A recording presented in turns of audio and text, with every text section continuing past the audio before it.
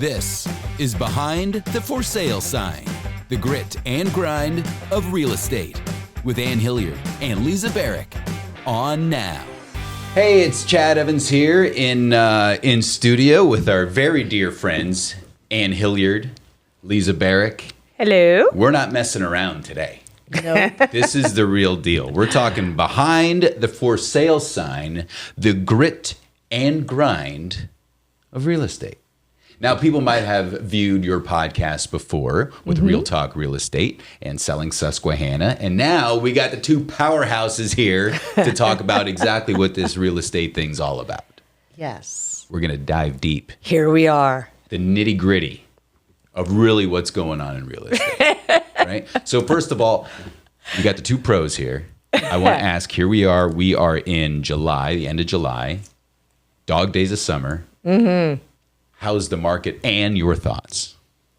How's the market? It's a little bit of a challenge. Now, what do you mean by that? Still low inventory, still pretty active buyers. Prices are going down. Mm-hmm. Prices are going down. Yes. Every day there are half a dozen price reductions across our market. Why is that? They forgot it's not 2021. Yeah. It's fact. Yeah. I mean, this isn't, there was a period there where sellers were, agents, whoever, was shooting abnormally high for certain markets. And because of the low inventory and these super low rates, abnormally low rates 5 years ago, they were selling, but the market's shifted, and that's not happening now. So you're seeing prices, I think, come down a little bit more towards the norm. Correct. Where things should be priced. And while the rates are not, a crazy 3%. They're actually come down to a pretty reasonable 6.8, somewhere around there.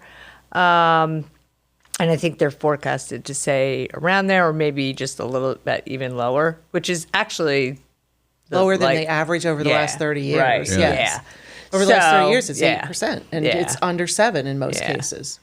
So I think it's, which that's, it's very good, but it's still, prices are they're adjusting accordingly with the market, that things are just kind of settling back to more of a norm. Okay.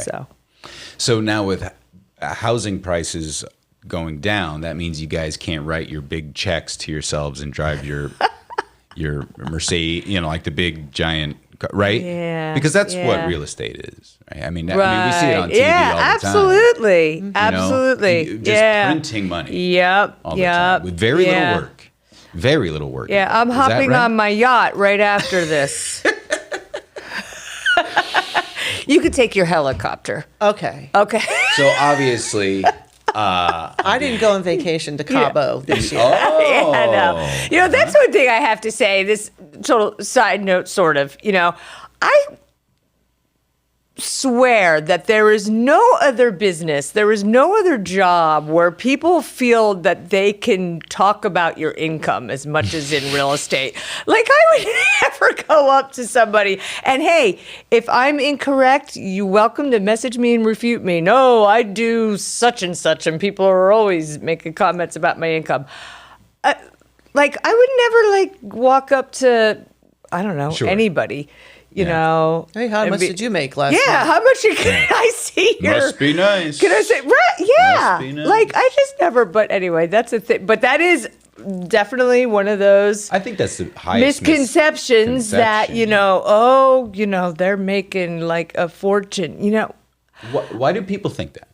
Because we're stupid and we tell people that we sell millions and millions of dollars worth of real estate. Right, yeah. And people think that because we're selling millions of dollars worth of real estate that we're getting all that money. Mm-hmm. Right. I can show you my P&L and it sure doesn't say that.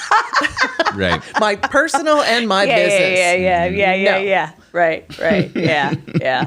Well- So anyway, that's always been a pet peeve for me, like in general. Like people are like, oh, you must be rolling it. Like, No, not really. I have expenses like everyone else. yeah, right. A lot of them. Yeah, and that's the other side of it. People don't know how much it costs to be in this business. Sure. Well, with No, any they have no idea. Yeah. Well, you have an Yeah, idea I mean, because you're a that's- business owner. I Like am. I think people don't understand that each one of us is a small business within ourselves. So we have our own expenses and everything, associated with our business. And then Ann knows it even more because she's the broker owner. So she has a lot more expenses than the rest of us. Yeah, and well, during COVID, Yeah. prime example, during COVID, y'all got money. Right. Yeah. I didn't get any. None. I mean, that's not And- funny. Sorry. No, It's true. I can vouch for that. yeah, No, I mean, right. everybody got money. Yeah. I didn't. You're still And paying for that building. I was paying rent and all my utilities. And Yeah. even though we were shut down, I still had to work because my agents, although they may have gotten paid, the broker didn't, because I had to keep things moving along so that they could continue. But yeah, it's not what everybody thinks it is. Yeah. Well, But we love it. Well, that's why we keep doing it. Yeah. what's it like? So it's not about the money, put it that way. Yeah, like what's it like? Let somebody know. Like, what's it like to be in the real estate industry, specifically in central Pennsylvania? What's it like, Ann? I mean, What's it's it fun, like? right? You really enjoy it. You do. Well, here's the thing. Liking what I do and getting paid for it. But no, seriously. There truly, if you work the business, there really isn't any other business, I feel, that you have the potential to make a good income. But you have to be willing to put in the time. And that, making your own schedule and you can work whenever you want to. Well, sure, I work all the time, as does Lisa, because if you're not working all the time, your people are not going to keep coming back to you because they want you to be available. And let's face it, they're available from 4 to 9 at night and every And Saturday weekends. Yeah. because they're not working then. Yep. So And your holiday weekends. Oh God, holiday weekends. We're going to be in town for the weekend, and so we kind of like to look at everything.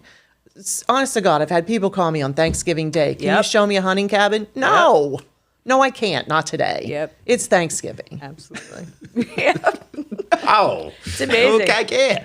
and that's exactly what I said. No, But that's on. Yeah. That's on. Yeah. Come on. Oh, I had somebody years ago show up, and this was back in the day before we had everything online and everything. We had MLS books. I had somebody who showed up at my house on New Year's Day. Wanted to look at the MLS book. Yeah, I just want to look at your MLS book. You guys don't mind, do you? No. We had just had a party. I was like, You didn't even eat the sauerkraut. sure, sure, come on in. Yeah. Yes, That was also much earlier in my career. Now I would never let you cross my threshold. Yeah. Those were the days you had your home phone number on the Oh, yeah, sign. yeah. Tell your kids don't answer the phone. Yeah. No joke. But those gosh, kinds of yeah. things, there's a lot of workload behind it. Absolutely, But yeah. so talk about that. What does someone might not know? What kind of workload goes into this industry, as someone might not get? Like that person that called you on Thanksgiving. I had a cabin listed in the woods. He wanted to go look at it because then he wanted to know if he could use it for hunting season on Monday. Oh, he was ready to buy. We'll close that fast. No, Sure, you can have it tomorrow. no. So the workload behind it is, there's a lot of research. And that is a pet peeve for me, is that, so many of the newer agents, they pick up the phone and can you get this for me? Can you get this for me? Can you get this for me? My buyer wants to know. Well, look it up yourself because that's your responsibility. That's your liability, not mine as the listing agent. So, there's a lot that goes into, especially if you're working with a buyer, that you've got to be able to counsel them on what they're going to offer and why maybe they should or shouldn't. And the newer agents sometimes don't understand that, and they think that's the listing agent's responsibility. Not so much. Like when they call you and they say, "Could you send me your market analysis?" No. No. You may prepare one yourself. Yes, that's your You may research. not see my hours of work. Right. No, you may not. Well, you got a point, right? I mean, that's But there's some and I'm a people- buyer's agent too, as is Ann. There's some people out there that expect that. Yeah. Well, yes, So, and I would absolutely. never do Yeah, that. but, absolutely. yeah. It's crazy, the things that they ask you to do. Yeah. Yeah. for the newbies, and I think I asked you both this question on your own podcast Yes. about someone looking to get into the real estate industry, kind of Yes. shopping around. Yes. And thinking, you know what, I think I can do that, because they maybe watch New York $1 Million Listings or stuff like that. You know, like, that looks fun. I could There's another I could get on a pet- pair of yeah, khakis. there's another pet peeve. But You anyway. know, and Yeah. you know, they go in there with the sunglasses and do the whole thing, and it's all show business. What would you say to somebody that might be looking to get into the real estate industry? What kind of personality traits do you need to get into this industry? Interesting you should ask that, because I've done a few had a few conversations recently with different people who are licensed or had their license or want to get their license, and they didn't choose wisely on their first go round. And so Lise and I've talked about this, and she said it, you're running a business. So a business plan, you should know what you're going to do to get your business off the ground. You should have a budget. You should have 6 months worth of reserves, because this is all commission. It is not a salary. No. There is no one that gets a paycheck just because they show up. And I've started to ask those folks who come in and want to work with us to do a DISC personality test, which then does a deep dive into how you react to different things in different situations and what kind of person you are. And it, you know, a high D or an A personality is usually a pretty good salesperson. And then you've got those S's and C's who are maybe a little more towards party planning as opposed to being able to close a sale. And for some reason, the folks I've had conversations with kind of didn't want to take that step because they weren't committed enough. And I'm pretty serious about people who want to work and who are relationship based as opposed to transaction based. And I think that's kind of where this all comes from. You have to be able to build relationships with people in order for them to trust you.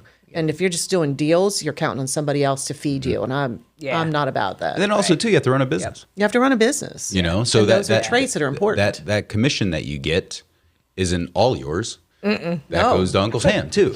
Well, you, that too. You Yeah. do have to run a business and Yeah. take care of those P&Ls. And to pay the mortgage and keep the lights on and buy supplies and E&O insurance and yada, yada, yada. Yeah. So the first signs and So and I've worked at more than one real estate office, and there were places I got good training, but nobody really ever talked to me in either of those companies that I worked at about the financial side of it, right. about the financial and Yeah. what goes into it. And so when I tell people that it costs you $500 a month before you turn your car on, it's a fact.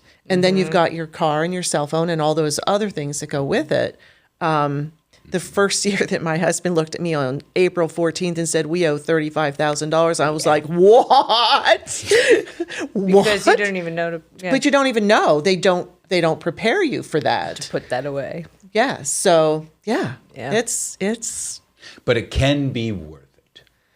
It's financially. sure. Yes. Sure, it can be worth Yeah. it. Yes. So in the industry, can you remember a time, this question's for both of you, that you really felt like a win, like a big win for maybe your client or yourself? Can you tell me a happy yeah. story that occurred in your Oh, time? yeah. Absolutely. I remember the first time I think I got like that warm fuzzy kind of thing. Was that the last time that you got that warm fuzzy? No. There's been a lot over the years, and I will preface this by saying it is not necessarily the biggest sale.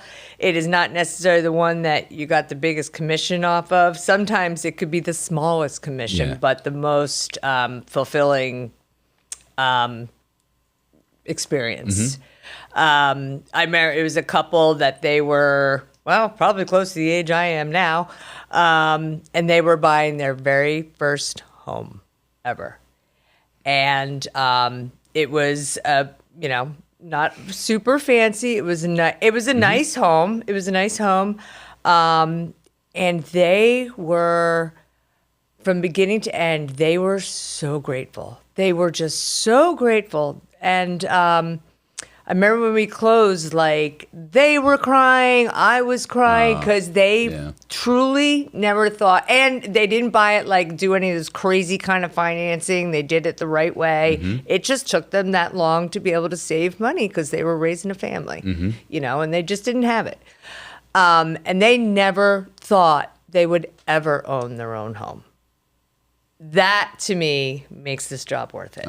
That kind of experience, it can make me like, even now.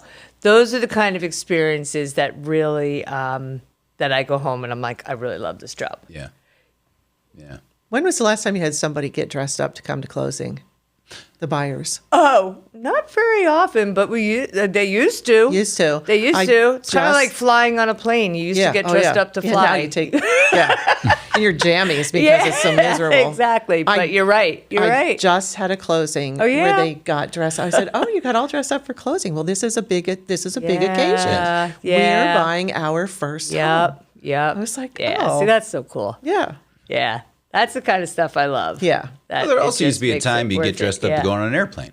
That's what you just said. That was a big deal. Or going downtown, and Shamokin. That was a big thing. People would get dressed up to go downtown. Oh, on Friday. yeah. The brass rail, baby. There was We're talking to you. People don't even get dressed up to go to church anymore. No, they don't. Whatever. But that's another story. That's a generational thing. Yes. And how about you? Can you talk about a time or?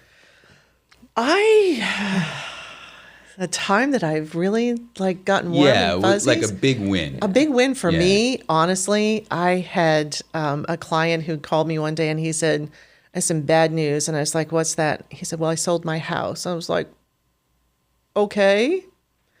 And it was a developer. And he said, and I sold all the lots in the subdivision. I was like, okay. Because they had been I had been expecting to have those lots for him to build houses on. And, there were 8 or so future business. Of them. Yeah. It was future business. And it was, probably a couple years worth of business. And by some odd fluke, that all went away. And I looked at my husband. I was like, what? That's kind of heartbreaking. And I was a little upset. Yeah. And then somebody knocked on my door and it was another agent from outside our market and presented me with an opportunity for 15 more lots in phase 2. And there was phase 3 to be done. And then the next subdivision. So I was like, okay, well, you lose a little here and this opportunity presents itself, which turned into a really, really good opportunity. So that's kind of a win, it's just... Oh, yeah. You're just never sure where it's going to come from. And for every misfortune, then you often have another door open. Well, oh, sure. Yeah. So that's good. Like with the wins. Yes. Oh, yeah. Absolutely. But with the wins comes the losses. The losses. Oh, yeah. Oh, yeah. And I'm sure there has. But has there been a client that absolutely just loses their mind on you? Oh, Has that happened? Yes. absolutely. Yep. Absolutely. And this is, I actually had something this, I wouldn't say she lost her mind on me, but she was very mean. This happened to me recently. And People. I like to think that after 32 plus years of being in the business, I would no longer be affected by such things and not take it personally or whatever. But I came to Ann a few days later and I said, I'm so annoyed with myself. I said I had a day where I had two really amazing things happen business-wise, and with lots of, accolades and feel goods and all those kinds of things. And then at the end of my day, I had one person who she basically discredited my professionalism. Let's put it that way. Okay. And I was really upset about it. And I was really hurt. And it's hard not to take it personally because this is such a personal business, Yes, and they're it is. getting your personality, your blood, sweat, and tears. So when they not very nicely criticize you, it's hard not to take it as you're insulting me as a person, Mm-hmm. And I really stewed about it, for the next couple of days. And I was like, stop it. You had these two awesome things happen, happy clients, And I said to Ann that, I think that Monday, I was like, I'm so annoyed with myself. And we're like, you know what? It's just human nature. But that's the stuff that, you could turn that into just a total if I was just starting out, or if someone's just starting out, you could turn that into I just can't do this, whatever, Right. And that's where you just can't.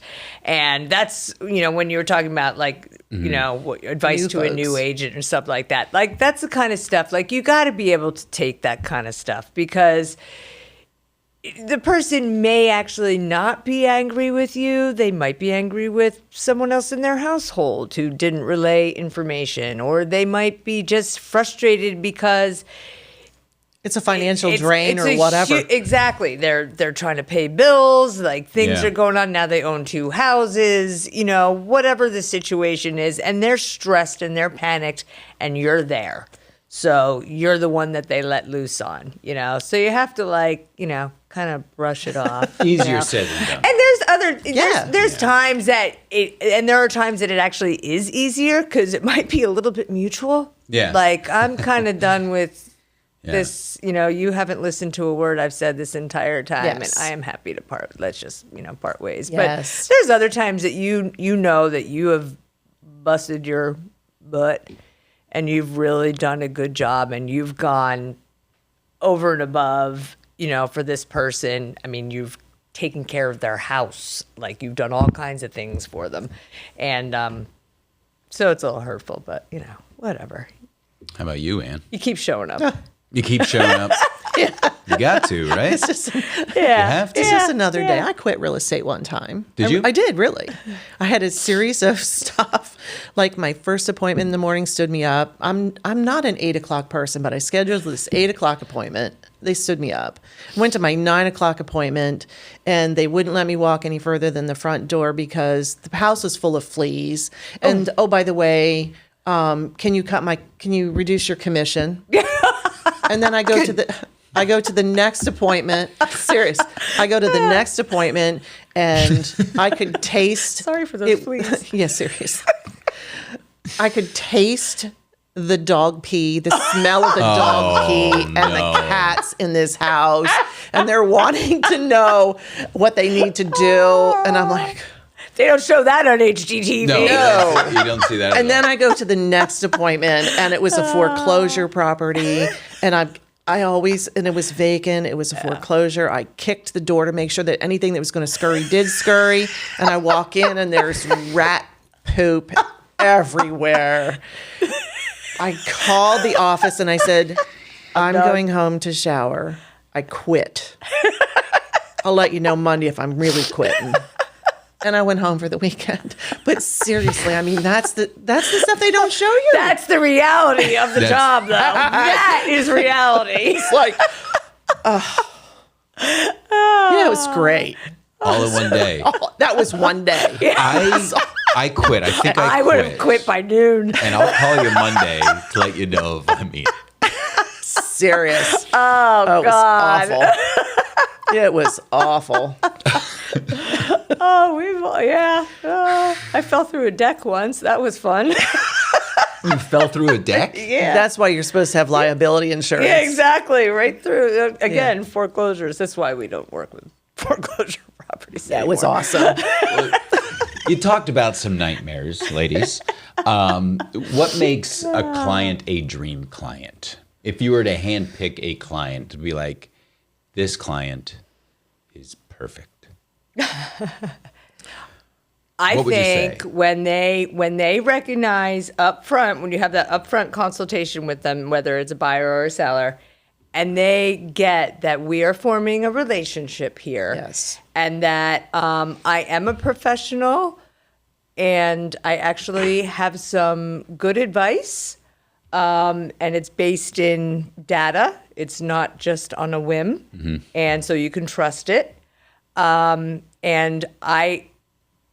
I only have your best interest in mind, and that is absolutely my only goal is to achieve your goals. Now they have to be realistic goals, Right. You know, but I think building trust is the biggest thing, and when they do, the relationship just works like any trusting relationship. It works really well. They know I'm looking out for them. I know that they're doing what I ask them to do, whatever that may be in terms of getting financing together or getting their house together or, you know, whatever it need be. Keeping their emotions. Getting documents back to me in a timely Yeah. manner because we've got deadlines. Keeping emotions in check. Keeping emotions in check, absolutely. And you do get, you know, you get into a lot of, that can be a tough one too. Yeah. Because you deal with a lot of life events when you're Right. a realtor. Right.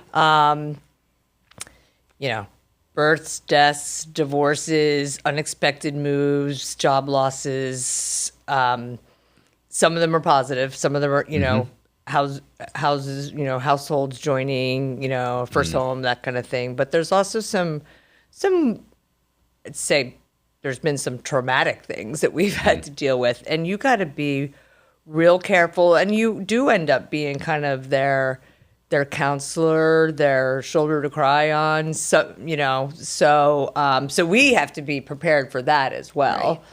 But then also be able to guide them back to, okay, you know, we have a task at hand. In order for you to move forward, you got to do, you know, so. Got to get this done. Yeah.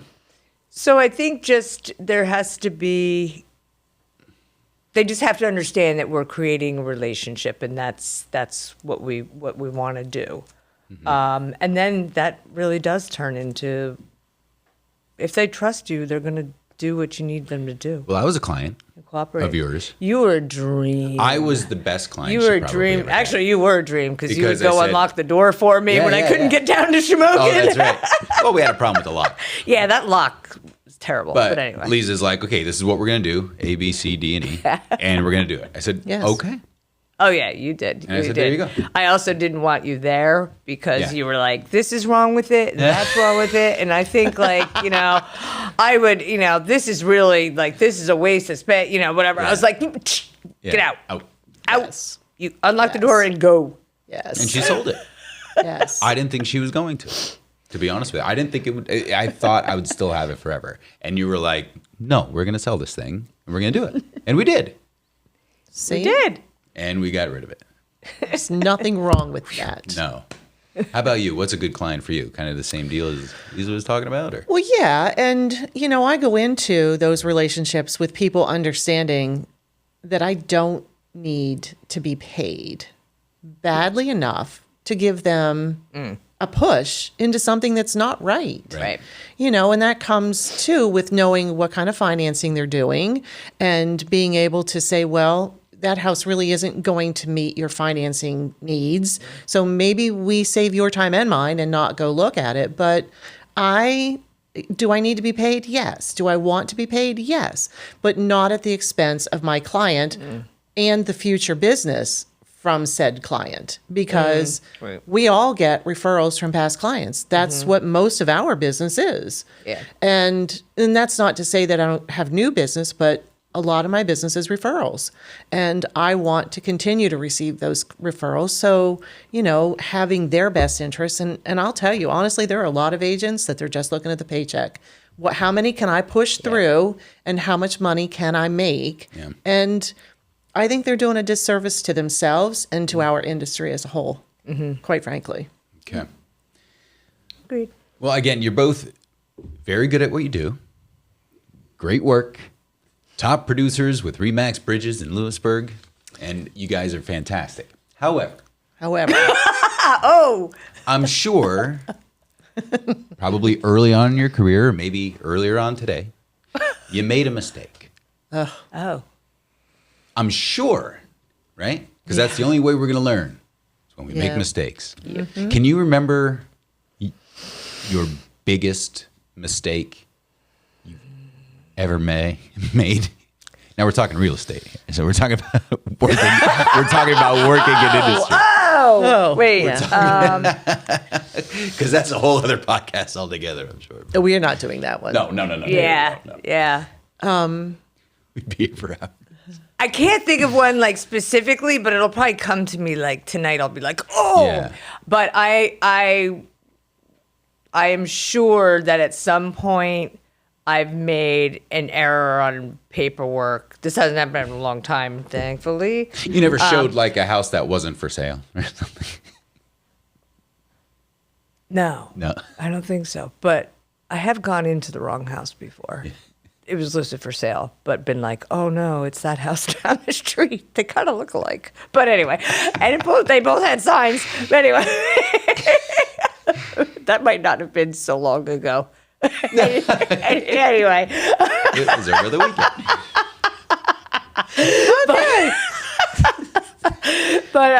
but I'm sure at some point I may have made an error on paperwork where I forgot to you could forget to check a certain box and end up being like, oh gosh, that was going to be a seller's cost, and I didn't tell the seller they were going to have to pay for that, and now I'm paying for it, and you just say like, well, I messed that up, and you write a check, whatever. Okay. I think, those kind of things, like if anything, it would be like a clerical error, you miss something in but I'm sure I've made other bigger mistakes. I think I've just like buried them in my subconscious. But Well, what about you, Ann? It's a conscious, it really is something that you need to consciously pay attention to the stuff going on around you. And it really is easy to mess something up. I will say, not had any errors and omissions claims, which is, and fortunately, I've not had to have a discussion with the real estate commission about anything. So that's a win as far as I'm concerned. Have I paid for stuff that I'm probably messed up? Oh yeah. I mean, we all do at one point or another. And sometimes it's stuff that you shouldn't have, but that it was easier than having somebody raise a stink about the fact that there aren't any keys for a house. And even though you told them existing keys is what it says in the contract, and although there are none, you're not having their house rekeyed for them because there are no keys. And it really wasn't my fault that the refrigerator didn't fit back out the door, but I guess now I'm paying for it because the seller didn't want to leave it and the buyer didn't want to pay for it. So, that's the kind of stuff that we often end up, is it a mistake? No. Is it just what I call a customer accommodation? Yeah. Yes. Okay. or you went to do the walkthrough that morning or the day before, whatever. Sellers are gone. They're halfway across the country. With the Their washer stuff- dryer. Yeah, well, yeah, with the washer and dryer, and always the garage remote. But they also left behind a whole bunch of junk. Trash, stuff in the garage, stuff in the basement, stuff in the attic, and they have no intention of getting rid of it. What about the cats they leave? Oh, gosh, that didn't happen to me, but that's happened too. Yeah. They leave cats. So that's Yes. the challenge, because now you got to find, you can't just like call somebody to haul away, you know, like you can get rid of the trash. You can pay to have somebody get rid of all that, you know. the cats you actually have to find. Suddenly you're finding a home for these things. Yes. And It's awesome. where do they go in the meantime? Yeah. I'm always like, not it. Yeah. Not it. But yeah, we've had You situations laugh. like that. This is it everyday happens. This is life. real. Yeah, no. These are the kind of things. This is what we're saying. Behind Behind the the sign, grit and grind. These are the crazy things that we get to deal with, So I mean, yeah. Well, I'm sure We there's don't always countless get stories dressed to up tell. for this But, and I want to continue doing this with you ladies because it's fun. This is fun. I like to learn and know all about these stories. But we'll leave them with one more. Okay. And again, this is the Behind the For Sale Sign podcast. Yes. The grit and the grind of real estate, which is fun. So before a client picks up their phone and calls and texts you, what should they consider first? So, Ann, we'll start with you. What Ann time it Hilliard. is. Yeah, seriously. What they should consider first. I'm not kidding. Yes, yeah. It's not a joke. I think that's a valid point. Yeah, it is a valid point. It's a valid point because truly, just because it's striking you at 7:00 in the morning doesn't necessarily mean I'm ready to have that conversation with somebody at 7:00 in the morning. But I think they really need to be cognizant of how serious they really are about this, because there's nothing worse than dragging people around for months on end, and then they say, "Well, I'm buying my aunt's house." Right. I mean, truly, this is our profession. Yeah. Yeah. We don't Yep. charge by the hour. Be respectful. Don't waste our time. Don't waste my time. And if you feel like this is a witch hunt, so to speak, I'll take you to a couple and help you, but I'm more likely to want to sit down and counsel you about maybe other alternatives that are a better option for Right. you than what you're trying to do right now. Lisa? I don't think I can top that answer. That was pretty good. I mean, that's, yeah. I mean, Like when I Yeah. text you and say, I want a warehouse. Because I always say that. I want a oh, warehouse. well, I You're mean, like, nothing well, wrong with that, except that, just, okay, be patient, and what's your budget? Right. And what areas will you accept? Because they're few and far between. That's the most important thing for them to know. And then is you their tell me your before- budget, and I'm like, Yeah. Yeah. Yeah. I'll pick it. Yeah. Well, I feel like that $15,000 cabin. This is specific to you. I know. Yeah. But yeah, I mean, that's, it's the kind of, yeah. Are you in a absolutely. hurry? Yeah. Can you wait? Yeah. Do you have any money? Have Right. you talked to bank? Let's start there. Are most people in a hurry? Maybe not. Well, they're Or they're in a hurry excited. for that first appointment. Like Yeah. that first, I want to get in that house. I want to get in that house, because I mean, I kind of feel like that's our society. Like Yeah, yeah. everything up front right now. Yes. And we're Instant the ones gratification. that are like, Hold the phone. slow your roll. There's other things you need to do first. Yeah. Sorry, not sorry.